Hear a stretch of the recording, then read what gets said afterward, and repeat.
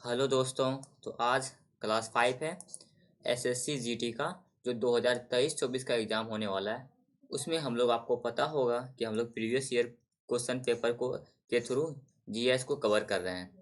तो चलिए हम लोग स्टार्ट करते हैं। और स्टार्ट करने से पहले आपको पता होना चाहिए कि ये जो है क्लास का टाइम क्या है। तो पक्का 9 बजे इस चैनल पे वीडियो अपलोड हो जाता है। तो आप 9 बजे देखना ज़रूर नहीं भूलें। और क्या, इस चैनल को सब्सक्राइब करके रख सकते हैं अगर आप जीडी का एग्ज़ाम फॉर्म आप भरे हैं, तो अगर जीडी का तैयारी कर रहे हो तो चलिए हम लोग स्टार्ट करते हैं। और ये स्टार्ट कैसे करते हैं हम लोग, आपको पता होना चाहिए। इसमें हम लोग एक्स्ट्रा फैक्ट भी डिस्कस करते हैं जो कि डायरेक्ट एग्जाम में पूछा जाता है। अगर इस तरह से कोई भी मैंने देखा है अभी तक यूट्यूब, कोई भी ऐसा यूट्यूब चैनल नहीं है जो इस तरह से एक्स्ट्रा एक्स्ट्रा फैक्ट बताया जाता है। हाँ, एक्स्ट्रा फैक्ट पढ़ाया जाता है लेकिन कोई भी इरिलेवेंट होता है। लेकिन मैं जो एक्स्ट्रा फैक्ट कराता हूँ वो सारे के सारे प्रीवियस ईयर के क्वेश्चन ही होते हैं। तो चलिए स्टार्ट करते हैं। और आप लोगों से छोटा सा रिक्वेस्ट है स्टार्ट करने से पहले कि इस चैनल को अगर पहली बार आए हो तो सब्सक्राइब कर दो, वीडियो को शेयर कर दो दोस्तों के साथ, जिससे कि उसका भी हेल्प हो जाए। और चैनल को, इस वीडियो को लाइक कर दो। इससे क्या होता है, हम लोगों को थोड़ा मोटिवेशन मिल जाता है। तो स्टार्ट करते हैं। चलिए,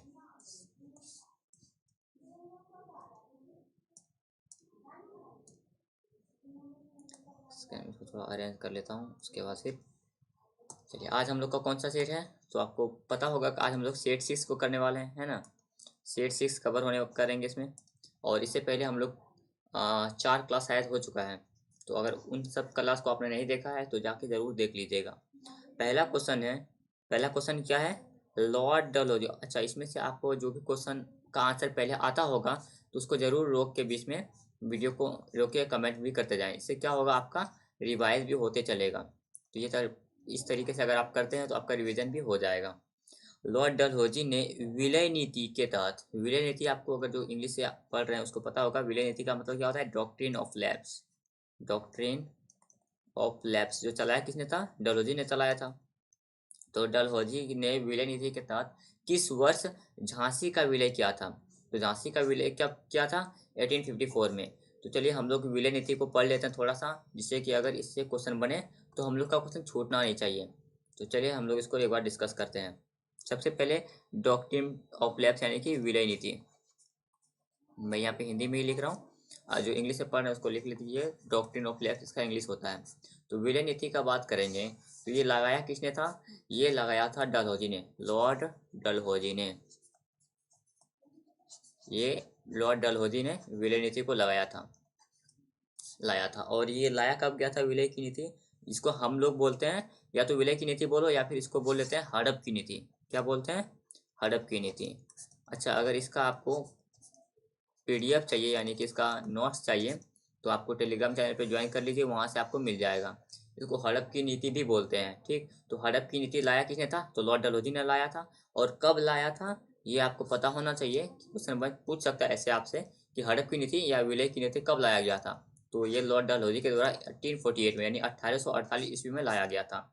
इसके तहत होता क्या था, मैं थोड़ा सा इसको बता देता हूँ। इसके तहत होता, जिस भी राज्य में मान लीजिए कोई एक राजा है और उसका कोई संतान नहीं है, तो यानी उसका कोई वंशज नहीं है। तो उस वंशज, अगर उस राजा का कोई वंशज नहीं है ना, तो वो जो स्टेट है यानी कि वो जो राज्य है, उस राज्य को वापस उस राजा का किसी और को दे सौंपना चाहिए चाहिए या नहीं, ये डिसाइड कौन करेगा, अंग्रेज करेगा। मतलब करता क्या था, मैं इसको थोड़ा सा सिंप्लीफाई कर देता हूँ कि जिस भी राज्य में कोई वंशज नहीं होता था तो उस राज्य को अंग्रेजों के द्वारा हड़प लिया जाता था। इसीलिए इसका नाम है हड़प की नीति पड़ा है। सबसे पहले जो है 1848 ईस्वी में हड़पा गया था, एक राज्य था जिसका नाम था सतारा। सतारा को सबसे पहले हड़पा गया था हड़प की नीति के द्वारा, ठीक। और इसके बाद हड़पा गया था आपका संबलपुर एंड जोधपुर को। किसको, संबलपुर। मैं थोड़ा सा इसको लिख देता हूँ, संबलपुर एंड जैतपुर। ये ठीक इससे एक साल बाद ही हड़पा गया था 1849 में। तो देखिए अगर इस तरह आप इसको पढ़ते हैं ना तो आपको पता होगा कि अगर इसे हड़प की नीति से क्वेश्चन बना तो इससे बाहर कोई क्वेश्चन नहीं जाएगा। मैं इतना आपको ये कह देता हूँ, मतलब आपको बता देता हूँ कि अगर डॉक्ट्रिन ऑफ लैप्स यानी विलय की नीति से क्वेश्चन बनता है तो इससे बाहर नहीं जा सकेगा। तो सबसे पहले सतारा को हड़पा था 1848 में, और उसके बाद संबलपुर और जयपुर को हड़पा था 1849 में। और हम लोग अब सीरीज से नहीं पढ़ते हैं क्योंकि वो आपके लिए इम्पोर्टेंट नहीं है।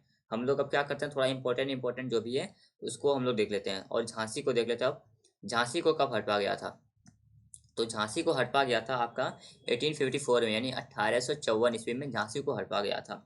और अवध को हटवा गया था 1856 में। कब अवध को हटवा गया था 1856 में। और आपको पता होगा कि 1857 का जो विद्रोह था, सिपाही विद्रोह, उसमें ये डॉक्ट्रिन ऑफ लैप्स भी एक मेन रीजन रहा था उस विद्रोह का। और इस चलिए उस टाइम में अवध में एक नवाब था। उस नवाब का नाम बता दीजिएगा, अगर आपको पता है तो कमेंट करके बता दीजिएगा। और एक राज्य हड़पा गया था करनौली, इसको भी आप याद रख लीजिएगा। करनौली को हड़पा गया था, लेकिन क्या हुआ था ना कि जब करनौली को हड़पा गया था तो वहाँ पे बहुत सारा जन विद्रोह हो गया था। जन विद्रोह के कारण इसको फिर अंग्रेजों ने वापस कर दिया था करनौली को। तो अगर ये था डॉक्ट्रिन ऑफ लैप्स से क्वेश्चन जितना भी है यही है, इसी से क्वेश्चन पूछा जाएगा। चलिए अगला क्वेश्चन देख लेते हैं। अगला क्वेश्चन है, उत्तर भारत के लोग किस त्योहार पर देवी लक्ष्मी और भगवान गणेश की एक साथ पूजा करते हैं। तो देवी लक्ष्मी और भगवान गणेश की पूजा एक साथ कब किया जाता है, तो वो दीपावली में यानी दिवाली में किया जाता है। ठीक, अगला क्वेश्चन देखते हैं। देश की स्वतंत्रता से पहले भारत मुख्य रूप से अपने डैश उद्योगों के लिए जाना जाता था। तो आपको पता होगा कि यहाँ पे पहले क्या होता था, सूती वस्त्र बनाए जाते थे। तो सूती वस्त्र जो बनते थे कैसे होते थे, वो हस्तशिल्प के थे, मतलब हाथ से इसको बुना जाता था। तो देश की स्वतंत्रता से पहले भारत मुख्य रूप से अपने हस्तशिल्प उद्योगों के लिए जाना जाता था। चलिए अगला क्वेश्चन देखते हैं। अगला क्वेश्चन है आपका 4 नंबर में। प्रधानमंत्री नरेंद्र मोदी ने डैश में जल जीवन मिशन का शुभारंभ किया था। तो प्रधानमंत्री नरेंद्र मोदी ने जल जीवन मिशन का शुभारंभ किया था 2019 में। 2019 में आपका जल जीवन मिशन का प्रारंभ किया था। चलिए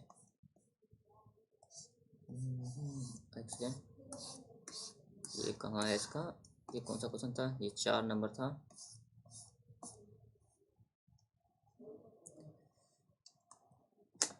अगला क्वेश्चन देखते हैं। अगला क्वेश्चन है आपका 5 नंबर में। 5 नंबर में क्वेश्चन क्या है, इसका मैं थोड़ा सा देख लेता हूँ। 5 नंबर आपका क्वेश्चन है, कौन सा संगठन भारत में निर्धनता रेखा का आकलन करने के प्रति वर्ष सर्वेक्षण कौन करता है। तो निर्धनता रेखा का जो आकलन है ये कौन सा ये करता संगठन करता है, तो निर्धनता रेखा का आकलन आपका करता है NSSO। NSSO जो है बीपीएल यानी निर्धनता रेखा का आकलन करता है। पॉवर्टी लाइन का आकलन करता है कौन, NSSO। यानी कि चलिए छोड़ो का फुल फॉर्म आपसे आपके एग्जाम में नहीं पूछा जाता है। 6 नंबर छठा क्वेश्चन आपका, किस शख्सियत को वर्ष 2019 में कथकली, इसको ध्यान रखिएगा, कथकली नृत्य शैली में उनके योगदान के लिए पद्मश्री से सम्मानित किया गया है। आपको पता होगा कि अगर आपने कल का क्लास किया है तो कल का क्लास में पूछा गया था सोनल मानसिंह से, है ना। तो चलिए हम लोग पहले उसको ही डिस्कस कर लेते हैं, सोनल मानसिंह को ही डिस्कस कर लेते हैं। ये आपका कौन सा क्वेश्चन था, मैं नंबर लिख देता हूँ जिससे आपको याद रखने में आसानी हो। 6 नंबर सोनल मानसिंह। अगर आपने कल का क्लास किया है तो आप बताइए कमेंट करके ज़रा कि सोनल मानसिंह किसकी डांसर है। तो आपको पता होना चाहिए सोनल मानसिंह जो है भारतनाट्यम और किसकी, और ओडिसी, यानी कि भारतनाट्यम और ओडिसी की डांसर है। और भारतनाट्यम और ओडिसी ये है क्या, तो ये दोनों आपको पता होगा, ये शास्त्रीय नृत्य है। क्या है, शास्त्रीय नृत्य। और अपने इंडिया में कितने शास्त्रीय नृत्य है कुल, तो आपको पता होना चाहिए कुल 8 शास्त्रीय नृत्य है। इसमें से सबसे पुराना आपका भारतनाट्यम है और सबसे नया कौन है, सबसे नया सत्रिया है। हम लोग इसको भी डिस्कस कर चुके हैं। और सत्रिया है कहाँ का, तो सत्रिया असम का है। और इसको बनाया कब गया था, तो 2000 में बनाया गया था, यानी 2000 में इसको अपनाया गया था एज अ शास्त्रीय नृत्य। और इसको इसके जो फाउंडर है कौन है, तो गुरु शंकरमत देव हैं इसके फाउंडर, जिसको कि हम लोग कल डिस्कस कर लिए थे, इसीलिए मैं इसको यहाँ पे लिख नहीं रहा हूँ। अच्छा, अब सोनल मानसिंह पे वापस आते हैं। तो सोनल मानसिंह भारतनाट्यम और ओडिसी की डांसर है और इसको भी कुछ भारत रत्न में मतलब इसको भी कुछ पुरस्कार मिले हैं, उसको हम लोग देख लेते हैं। तो सबसे पहले इसको पद्म भूषण मिला है, पी से पद्म, भी से भूषण, पूरा नहीं लिख रहा हूँ, इसको पद्म भूषण मिला है 1992 में, 1992 में इसको पद्म भूषण मिल गया है। इसको फिर पद्म विभूषण मिला है कब? इसको पद्म विभूषण मिला है 2003 में। और आपको याद रखना है कि सबसे पहले सबसे कम उम्र में इसी को मिला है भारत, तो सबसे कम उम्र में जो ये प्राइज है ना, ये पुरस्कार सोनल मानसिंह को ही मिला है सबसे कम उम्र में, तो इसको भी थोड़ा ध्यान में रखिएगा। तो यहाँ पे क्या क्वेश्चन था कि किस शख्सियत को वर्ष 2019 में कथकली नृत्य शैली में उनके योगदान के लिए पद्मश्री से सम्मानित किया गया है? तो मिलिना साल्विनी को। किसको? मिलिना साल्विनी को पद्मश्री से सम्मानित किया गया 2019 में। चलिए आगे देखते हैं। अगला क्वेश्चन है आपका, कौन अप्रैल 2022 में भारत में खैरागढ़ छत्तीसगढ़ से विधानसभा के सदस्य बने?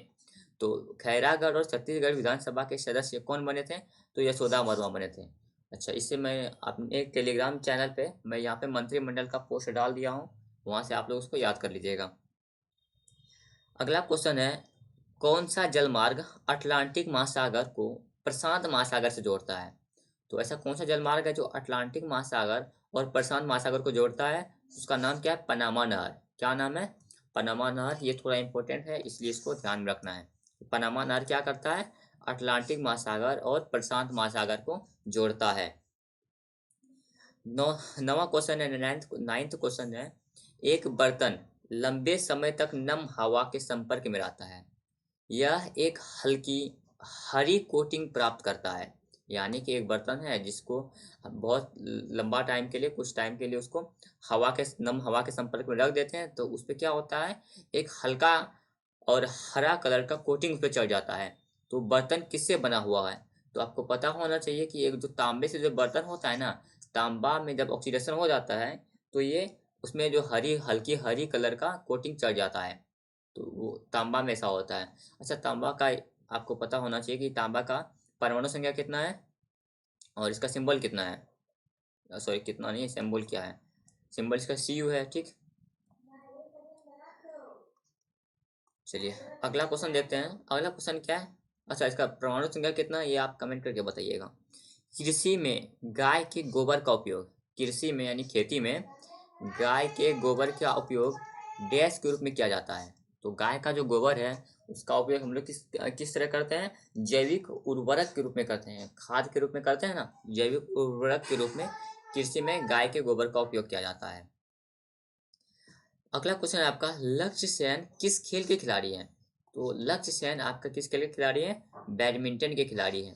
चलिए, लक्ष्य सेन आपका बैडमिंटन के खिलाड़ी हैं। और मैं थोड़ा सा बता देता हूँ, क्वेश्चन नंबर कितना था? 11 था।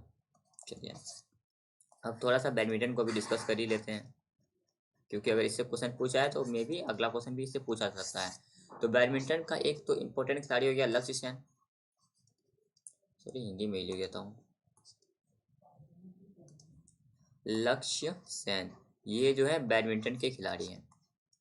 और एक याद रख लीजिएगा, फीमेल में साइना, और कौन? एक साइना नेहवाल, ये भी बैडमिंटन के ही प्लेयर है, बैडमिंटन के ही खिलाड़ी है।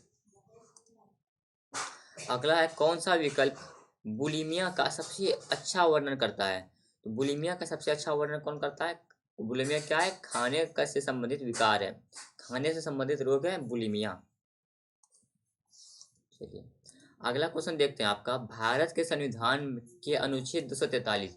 अब यहाँ देखिए अनुच्छेद 243 आ गया है, तो इसको हम लोग थोड़ा सा अच्छे से डिस्कस करना पड़ेगा, क्योंकि इससे बहुत ज़्यादा क्वेश्चन बनते हैं। क्वेश्चन नंबर 13 है, और अनुच्छेद 243 यानी कि हम लोग यहाँ पे बात करने वाले पंचायत के बारे में, पंचायत के बारे में। तो देखते हैं पंचायत के बारे में क्या क्या हम लोग को याद रखना चाहिए जो एग्जाम में पूछा जा सकता है। सबसे पहले पंचायत बनाया गया था, इसका जो सिफारिश किया गया था वो किया गया था बलवंत राय मेहता कमेटी ने, बलवंत राय मेहता समिति ने, बलवंत राय मेहता कमेटी ने इसका सिफारिश किया था। कमेटी को हिंदी में समिति बोलते हैं। चलिए, बलवंत राय मेहता कमेटी ने इसका सिफारिश किया था। जिस और क्या पंचायत जो है इसके तहत ये किस आर्टिकल में आता है? तो ये आर्टिकल 243 यानी कि आर्टिकल 243, अनुच्छेद 243 के ए से ओ तक में आता है। और 243 के पी से जेड तक में कौन आता है? तो ये आता है नगर पालिका, म्यूनसिपैलिटीज, सॉरी नगर पालिका या नगर निगम, ये आता है आपका म्यूनसिपैलिटीज, जो भी इसका हिंदी होगा। ये आपका आर्टिकल 243 से जेड तक में आता है। अच्छा, पंचायत के बारे में और क्या जान सकते हैं? पंचायत के बारे में थोड़ा सा हम लोग देखते हैं कि ये किस अमेंडमेंट के, ये पहले तो संविधान में नहीं था, तो इसको लाने के लिए संविधान का संशोधन हुआ था।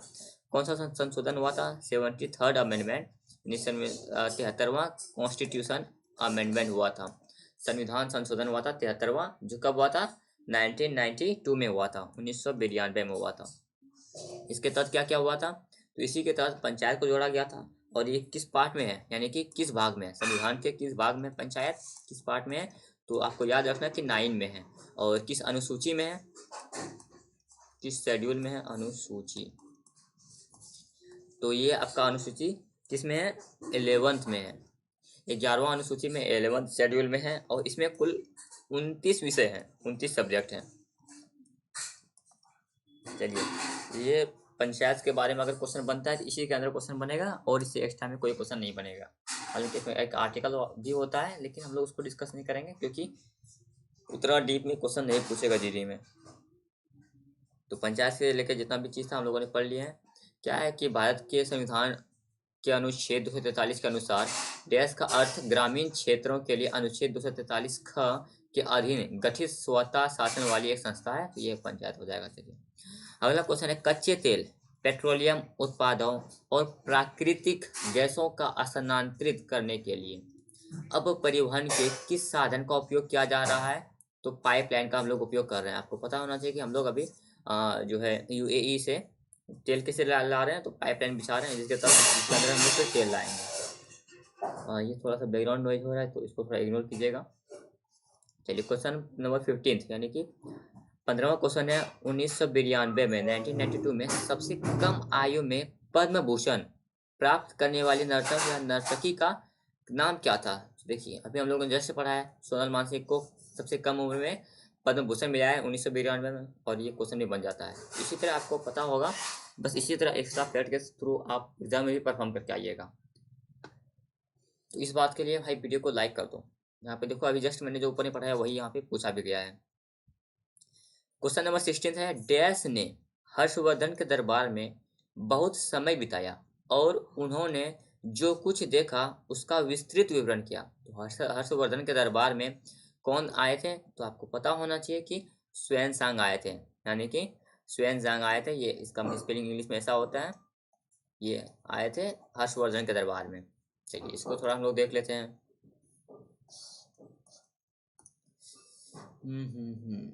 क्वेश्चन नंबर कौन सा था ये? Question number 16। xuanzang ने, हाँ, फर्स्ट चाइनीज ट्रेवलर, फर्स्ट चीनी यात्री, सिटी मतलब चाइनीज ट्रेवलर, आप समझ लीजिएगा। फर्स्ट चाइनीज ट्रेवलर कौन थे? तो ये फर्स्ट चाइनीज ट्रेवलर था आपका फाहयान। क्या था नाम इसका? फाहयान। हिंदी में लिख देता हूँ, फाहयान, ये था।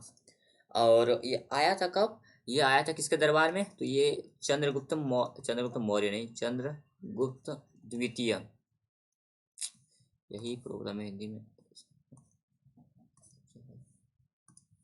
ये आए थे चंद्रगुप्त द्वितीय के दरबार में आए थे। और सेकेंड चाइनीज ट्रेवलर, द्वितीय चीनी यात्री कौन थे? यही थे xuanzang। ये द्वितीय चीनी यात्री थे, और ये आए थे हर्षवर्धन के दरबार में, हर्षवर्धन के दरबार में आए थे। और हर्षवर्धन को हरा दिया था पुलकेशिन द्वितीय ने, पुलकेशिन द्वितीय ने हरा दिया था। तो ये जो है ना xuanzang, इसके भी दरबार में थे, पुलकेशिन द्वितीय के भी दरबार में थे। चलिए, हाँ, अगला क्वेश्चन है, विश्व के कुल पृष्ठीय क्षेत्रफल में भारत का कितना हिस्सा है? तो विश्व के कुल पृष्ठीय क्षेत्रफल में भारत का हिस्सा 2.4% है, यानी 2.4% है। 2.4% पूरे विश्व में भारत है। 18वां क्वेश्चन आपका, एम चिन्नास्वामी क्रिकेट स्टेडियम किस शहर में स्थित है? तो एम चिन्नास्वामी क्रिकेट स्टेडियम, मैं इसको लिख देता हूँ। क्वेश्चन नंबर देख लेता हूँ थोड़ा सा, 15। एम चिन्नास्वामी क्रिकेट स्टेडियम, चिन्ना अगर इसका नोट्स चाहिए, जैसे मैं जो लिख रहा हूँ ये, इसका ये अगर चाहिए तो आप टेलीग्राम पे जुड़ जाइएगा, वहाँ पे मिल जाएगा। एम चिन्नास्वामी क्रिकेट स्टेडियम, ये कहाँ पे है? तो एम चिन्नास्वामी क्रिकेट स्टेडियम आपका बेंगलुरु में है। कहाँ पे? बेंगलुरु में। और आपको पता होना चाहिए कि नरेंद्र मोदी स्टेडियम, जिसमें अभी हाल ही में वर्ल्ड कप हुआ था, नरेंद्र मोदी स्टेडियम, ये कहाँ पे है? नरेंद्र मोदी स्टेडियम आपका अहमदाबाद में है। कहाँ पे है? अहमदाबाद में। चलिए अगला देखते हैं। अगला है, भारत के संविधान के किस भाग में मूल अधिकार सन्निहित है? मतलब फंडामेंटल राइट से क्वेश्चन बना है। चलिए इसको हम लोग अच्छे से देखते हैं। 19। अब यहाँ पे पूछ रहा था फंडामेंटल राइट ही मूल अधिकार, मौलिक अधिकार, मूल अधिकार किस भाग में है? तो आप चलिए हम लोग टोटल भाग ही पढ़ लेते हैं। संविधान में जितने भी भाग हैं उन सारे भाग में क्या क्या है उन सबको देख लेते हैं। अगर भाग से अगर क्वेश्चन दोबारा बनता है तो फिर आपका यहीं पे बनेगा। चलिए भाग, यानी इसको पार्ट बोलते हैं। और आपको पता होना चाहिए, मैंने कल बताया था, कल या परसों, कि भाग कितने हैं? पहले 22 थे, अभी 25 हैं। ठीक, यानी जब संविधान बना था तो उस टाइम में भाग 22 थे और अभी 25 हैं। तो चलिए देखते हैं भाग 1। भाग 1 में क्या है?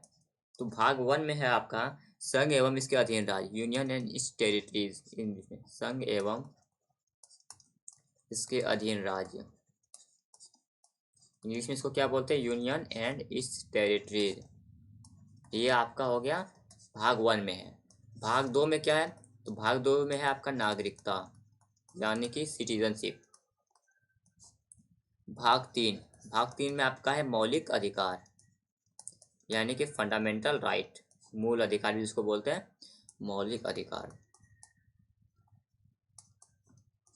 और भाग 4 में आपका डीपीएसपी, यानी कि directive principle of state policy, Hindi में राज्य के नीति निर्देशक तत्व, राज्य के नीति निर्देशक तत्व, ये आपका भाग 4 में है। और फिर एक अमेंडमेंट हुआ था, एक संशोधन हुआ था जिसके तहत 4A को जोड़ा गया था। और इसमें क्या है आपका? इसमें आपका मौलिक अधिकार नहीं, मौलिक कर्तव्य है इसमें, मौलिक कर्तव्य। अगर इससे फिर कभी अगर क्वेश्चन बनता है इसको भी हम लोग डीप में पढ़ेंगे। और मौलिक कर्तव्य हो गया, और इसमें भाग 4 हो गया। 5 देख लेते हैं। भाग 5 में क्या है? भाग 5 में है आपका संघ। और भाग 6 में आपका है राज्य। अब उसके बाद थोड़ा सा हम लोग इम्पोर्टेंट देख लेते हैं। और आपका फिर चले जाते हैं भाग 9 में। भाग 9 में है आपका पंचायत। और 9A में है आपका नगर पालिका या फिर नगर निगम, जो भी इसका जो म्यूनसिपैलिटी का वही। और हम लोग देख लेते हैं भाग 15। भाग 15 में क्या है? तो भाग 15 में आपका चुनाव है। तो अगर भाग से दोबारा क्वेश्चन बनता है तो इन्हीं में से कोई एक पे क्वेश्चन पूछेगा। हाँ, अब एक लास्ट क्वेश्चन है, लेकिन अब लास्ट तक अगर आप लोग देख रहे हैं तो भाई वीडियो को एक बार लाइक कर दो, दोस्तों का शेयर कर दो, और चैनल को सब्सक्राइब कर दो। जून 2022 में मंत्रिमंडल की नियुक्ति समिति ACC द्वारा राष्ट्रीय जांच एजेंसी के महानिदेशक के रूप में किसे नियुक्त किया गया? तो ACC का जो महानिदेशक है उसके रूप में नियुक्त किया गया था दिनकर गुप्ता को। हालांकि ये आपके लिए इम्पोर्टेंट नहीं है क्योंकि ये अभी जून 2022 का है, ये फिर बदल भी जाता है। तो ये करंट अफेयर से क्वेश्चन था जो कि आपके लिए इम्पोर्टेंट नहीं है। चलिए आज के क्लास को यहीं तक रखते हैं। उम्मीद करता हूँ कि आपको ये क्लास पसंद आया होगा, यूजफुल लगा होगा। अगर यूजफुल लगा है तो मेक श्योर इस वीडियो को आप शेयर